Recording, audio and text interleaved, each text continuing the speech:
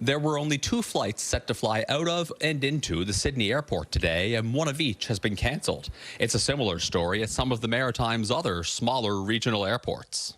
Well, I'm stuck here now till Thursday night with a redirecting flight, which will bring me home Friday night.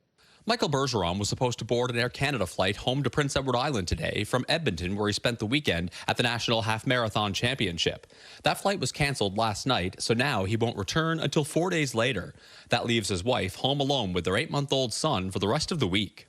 I have a young kid at home and a wife that's missing me. And adding an extra 4 days away from home really sucks. So right now I have a flight that's scheduled to leave in 7 hours.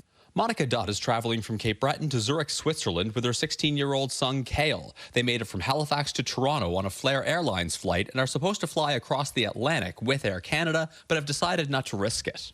Unfortunately, that flight, I'm assuming, won't go ahead. I did, at a much greater cost, book another ticket early last week. Passengers have a right to alternate transportation when their flight is canceled. Air passenger rights advocate Gabor Lukac said that if an airline can't rebook someone within 48 hours of their original departure time, the onus is on them to buy you a ticket with a competitor and cover associated costs like ground transportation. And at smaller maritime airports where there might not be many alternative flight options to Air Canada, he says there should be plenty of cases where the airline has to pay up. So, for example, from Charlottetown, if you have a passenger who has no other flight from Charlottetown but Air Canada, then Air Canada may have to buy them a ticket from Moncton or possibly St. John or Halifax. Before boarding her flight to Zurich, Monica Dutt said that despite the stress it has caused her, she has taken a stance on the issue. I do fully support the flight attendants. Honestly, I didn't know much about their work conditions until the media the last few weeks.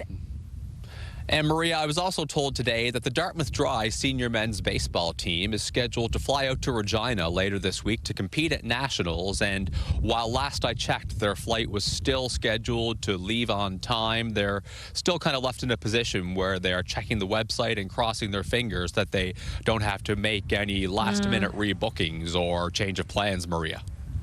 Oh, so many people scrambling. Thank you, Ryan. CTV's Ryan McDonald for us in Sydney this evening.